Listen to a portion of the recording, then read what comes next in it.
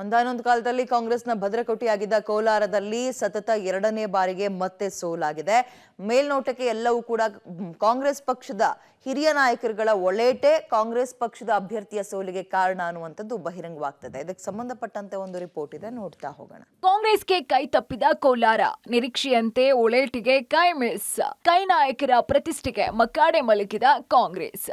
ಕಳೆದ ವಿಧಾನಸಭಾ ಚುನಾವಣೆಯಲ್ಲಿ ಹೆಚ್ಚಿನ ಸ್ಥಾನ ಗೆದ್ದು ಬೀಗಿದಂತಹ ಕಾಂಗ್ರೆಸ್ಗೆ ವರ್ಷ ಕಳೆಯುವ ಮುನ್ನವೇ ಮತದಾರರು ಪಾಠ ಕಲಿಸಿದ್ದಾರೆ. ಈ ಬಾರಿ ನಡೆದಂತಹ ಲೋಕಸಭಾ ಚುನಾವಣೆಯಲ್ಲಿ ಕಾಂಗ್ರೆಸ್ ಭದ್ರಕೋಟೆಯಾಗಿದ್ದಂತಹ ಕೋಲಾರ ಕ್ಷೇತ್ರವನ್ನ ಸತತ ಎರಡನೇ ಬಾರಿಗೆ ಕಾಂಗ್ರೆಸ್ ಕಳ್ಕೊಂಡ್ಬಿಟ್ಟಿದೆ. ಕ್ಷೇತ್ರದಲ್ಲಿ 5 ಕಾಂಗ್ರೆಸ್, 2 ಮೇಲ್ಮನೆ ಸದಸ್ಯರು, 1 ಸಚಿವರು, ಮುಖ್ಯಮಂತ್ರಿ, ರಾಜಕೀಯ ಕಾರ್ಯದರ್ಶಿ ಹಾಗೂ ಜಿಲ್ಲೆಯವರೇ ಆದಂತಹ ಸಚಿವ KH ಮುನಿಯಪ್ಪ ಇದ್ರೂ ಕೂಡ ಮೈತ್ರಿ ಅಭ್ಯರ್ಥಿ ಎಂ ಮಲ್ಲೇಶ್ ಬಾಬು ಗೆಲ್ಲುವ ಮೂಲಕ ಕಾಂಗ್ರೆಸ್ಗೆ ಮೈತ್ರಿ ಟಕ್ಕರ್ ಕೊಟ್ಟಿದೆ. ಆದರೆ ಕೊನೆ ಗಳಿಗೆಯಲ್ಲಿ ಕಾಂಗ್ರೆಸ್ ಟಿಕೆಟ್ ಪಡ್ಕೊಂಡು ಸ್ಪರ್ಧಿಸಿದಂತಹ KV ಗೌತಮ್ ಹರಕೆಯ ಕುರಿಯಾದ್ರು ಅನ್ನೋದು ಮಾತ್ರ ಸುಳ್ಳಲ್ಲ ನೋಡಿ.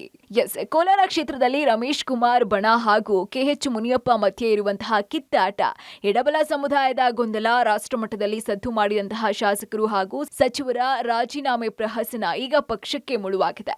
ಇನ್ನು ಕೆಲ ಕಾಂಗ್ರೆಸ್ ನಾಯಕರು ನಾನು ಅಂತ ಮೆರೀತಾ ಇದ್ರು, ಅವರಿಗೆ ತಕ್ಕ ಪಾಠ ಕಲಿಸಿದೆ ಅನ್ನೋದು JDS ಶಾಸಕ ಸಮೃದ್ಧಿ ಮಂಜುನಾಥ್ ಮಾತು. ಇನ್ನು ಮುನಿಯಪ್ಪ ಕೂಡ ಪ್ರಚಾರದಲ್ಲಿ ಪೂರ್ಣ ಪ್ರಮಾಣದಲ್ಲಿ ತೊಡಗಿಸಿಕೊಳ್ಳದೆ ಇರೋದು ಸೋಲಿನಲ್ಲಿ ಅಂತ್ಯ ಕಂಡಿದೆ. ಹಾಗಾಗಿ ಕೋಲಾರ ಸೋಲಿಗೆ ಟಿಕೆಟ್ ಕೊಡಿಸಿದವರನ್ನೇ ಕೇಳಿ ಎನ್ನುವ ಮೂಲಕ ಆಹಾರ ಸಚಿವ KH ಮುನಿಯಪ್ಪ ಕೂಡ ಜಾರ್ಕೊಂಡ್ಬಿಟ್ಟಿದ್ದಾರೆ. ಕಾಂಗ್ರೆಸ್ ಭದ್ರಕೋಟೆ ಆಗಿರ್ತಕ್ಕಂಥ ಒಂದು ಕೋಲಾರ ಜಿಲ್ಲೆಯನ್ನ ಮತ್ತೊಮ್ಮೆ ಒಂದು JDS ತೆಕ್ಕೆಗೆ ಏನು NDA ಮುಖಾಂತರವಾಗಿ ನಾವು ಹೊಡ್ಕೊಂಡಿದೀವಿ. ಇವತ್ತು ಕೋಲಾರದಲ್ಲಿ ನಾನೇ ಅಂತ ಮೆರೀತಕ್ಕಂಥ ಕೆಲವರಿಗೆ ಇದು ತಕ್ಕ ಉತ್ತರ ಆಗ್ಬೇಕಂತ ನಾನು ಕೇಳ್ಕೊಂತೀನಿ. ರಾಜಕೀಯದಲ್ಲಿ ಸೋಲು ಗೆಲುವು ಇರ್ತದೆ. ಕೋಲಾರದಲ್ಲಿ ಜನತಾದಳ ಮತ್ತು BJP ಎರಡೂ ಒಂದು ಆಗಿರೋದ್ರಿಂದ ನಮಗೆ ಸೋಲಾಗಿದೆ. ಯಾವ ಕ್ಷೇತ್ರದಲ್ಲಿ ಕೂಡ ಕಾಂಗ್ರೆಸ್ ಓಟ್ ಕಡಿಮೆ ಆಗಿಲ್ಲ.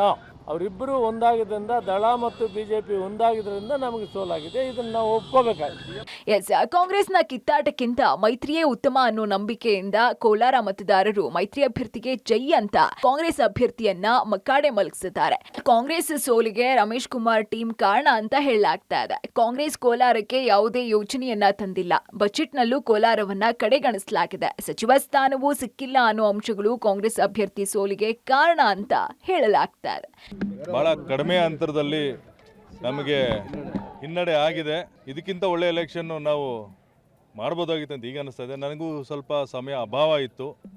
ಹಾಗಾಗಿ ಎಲ್ಲ ಹಳ್ಳಿಗಳು, ಎಲ್ಲ ಪಂಚಾಯತಿಗಳು ನನಗೆ ರೀಚ್ ಆಗಕ್ಕಾಗಲಿಲ್ಲ. ಇನ್ನು ರಾಜ್ಯ ರಾಜಕೀಯದಲ್ಲಿ ಕೋಲಾರ ಜಿಲ್ಲಾ ಕಾಂಗ್ರೆಸ್ನ ಗುಂಪುಗಾರಿಕೆ ಸಖತ್ ಸೌಂಡ್ ಮಾಡಿತ್ತು. ರಾಜೀನಾಮೆ ಪ್ರಹಸನವೂ ಕೂಡ ಪಕ್ಷಕ್ಕೆ ಮುಳುವಾದಂತೆ ಕಾಣ್ತಾ ಇದೆ. ಕೋಲಾರ ಕಾಂಗ್ರೆಸ್ನ 2 ಬಣಗಳನ್ನ ಒಂದುಗೂಡಿಸೋದ್ರಲ್ಲಿ ಹೈಕಮಾಂಡ್ ಕೂಡ ವಿಫಲವಾಗಿತ್ತು. ಇದು ಕೂಡ ಗೌತಮ್ ಸೋಲಿಗೆ ಕಾರಣ ಅಂತ ಹೇಳಲಾಗ್ತಾ ಇದೆ. Ravi, public TV, Kolar.